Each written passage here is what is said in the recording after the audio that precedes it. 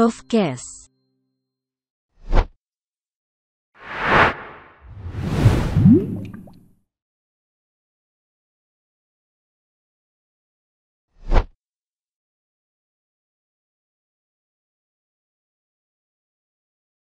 Prof. Seeram, we know how fast the technology are moving, and I even have no imagine that in 2010, I mean in 2001, when I have my first cell phones, and then another 20 years in 2020, my cell phones now could guide me to the places where I haven't been there, and the cell phones also could order my food. That's right. So, what will be the technology in the next 20 years? Thank you, Andan. First thing is, you all can realize we became good friends. That's because that's the magic of Indonesia and Bali. And it's the climate and culture makes people to develop friendship. And I'm actually very happy that we could connect Thank you. straight away and very easily, and we could have a good conversation like friends. So you asked a very simple question, but it's the most dangerous question because we have so many futurists. We That's have so right. many theories, futurists. That's right. And predicting future is the most difficult thing. Whereas it's easier to talk about the recent past, but predicting a future is actually most challenging. Nevertheless, we are always living into the future, so that means we need to have a sense of the future. And as a young student, you would have to have a sense of what kind of future that might unfold, and allow me to take a shot at it. So, as Yunnan said, 15 years ago, we did not even imagine a mobile phone or a communication devices of this fast nature, this helpful nature. More or less, nowadays, using these mobile devices, you can find your way in a totally a strange place. You could easily make yourself more safe by connecting with people, and almost more or less with a zero cost to yourself. And these devices became smaller, more handy, more comfortable to use, and they are also come with a lot more features that allows you to record your memories, share your memories instantly with your family, friends, and social networks instantly. So the question now is, what would be the next 20 years, 30 years, maybe 40 years? And so I believe there are several frontiers in which we will make a significant advances. So let's start with the communication technologies. And we started with an example Yunnan said about mobile devices like mobile phones. So you could imagine in the future these devices read your mind and make you to make a choice and communicate that information instantly. So, in other words, these devices will help us to read our minds and selectively share what we want to share instantly with whoever we want to share, so that the sharing communication is central and very important for daily human life, which involves family life, social life, and a professional life. So there is already a good amount of scientific advances using non-invasive, invasive sensors. You could interpret the dreams people have. You could actually read out some of the mental processes that are happening in the brain. Because I just want to give you a basics. Our brain, this is the brain, has about more than 100 billion neurons. So 100 billion neurons, for you to get a sense, the whole planet, we only have 7 billion people. So compared to 7 billion people, imagine 100 billion. This is several times more. So our brain has about 100 billion neurons, and they form trillions of junctions.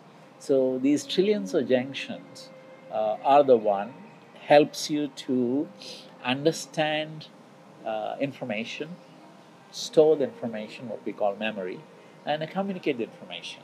So when these activities are happening, we call mental activity. Right now, with advanced technologies and devices, we can interpret what is going on in your brain and the nervous system of the body.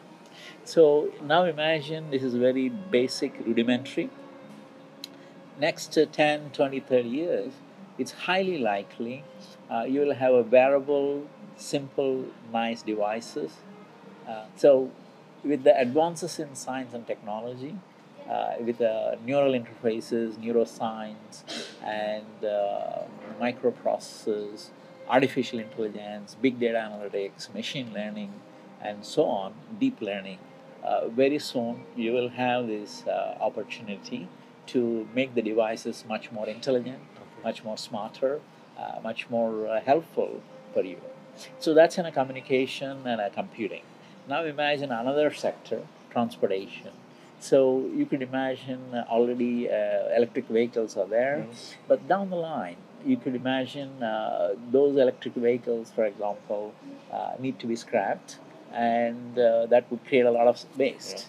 The question is, can the humanity afford to generate lots of waste and pollute our soil, water, and air? It is not possible. It is not acceptable. So to make our world more livable, we need to develop what we call circular economies.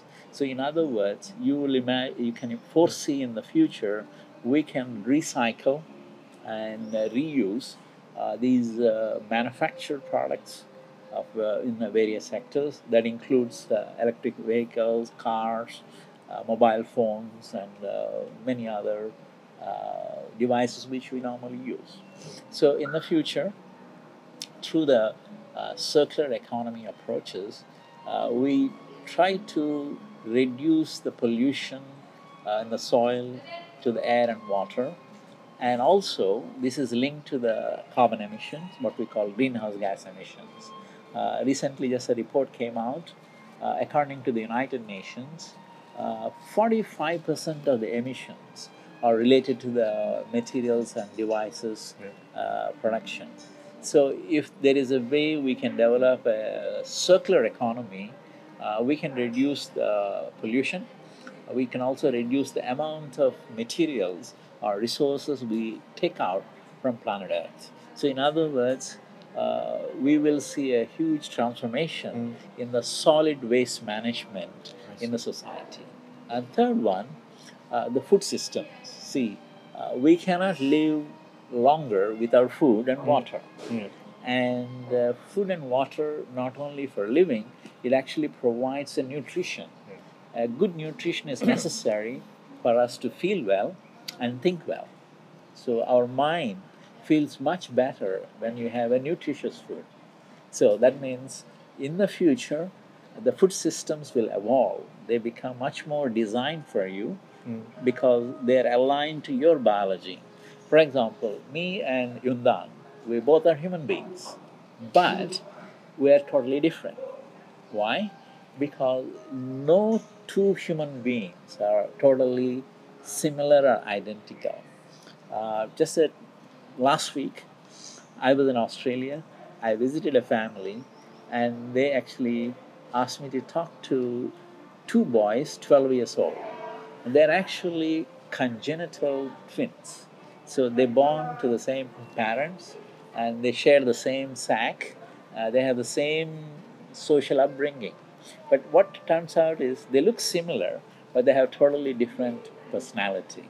So in other words, if a similar twins can have a different personality, we both are human beings, but we will be unique. So in other words, Yundan is unique, I'm unique. So is each and every one of you. So being unique is central to all the living beings. So because each living being is unique, we need to identify a nutrition that is more suitable for that particular person. So in the future, food systems will evolve, so they are much more aligned, personalized to the individual biology, body type, and so on. In addition, the food systems, agriculture, food, is also going through major transformation because they are also related to greenhouse gas emissions, and there is an emphasis by the countries around the world that we need to transform the way we do agriculture. For example, chemical fertilizers. Can we move away from chemical fertilizers to biofertilizers? Again, biofertilizers have to be properly made, designed, so that our future food production systems are much more earth-friendly, soil-friendly, environmentally friendly. So when the soil and ecosystem is in a good condition, well-balanced, it's a perfect for healthy living. So that's why it's very important that what you have in Indonesia should be preserved. At the same time, you need to innovate so that better, improved systems can be implemented, and then it can serve the growing aspirations of hundreds of millions of people, because it's the right for the people to have a better standard of living. So better standard of living can only be given when we can manage the resources very well.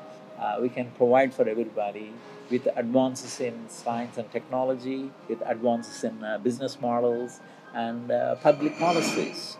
And that's where you come in, and that's where such things will happen. Yeah, thank you, Prof. Seeram.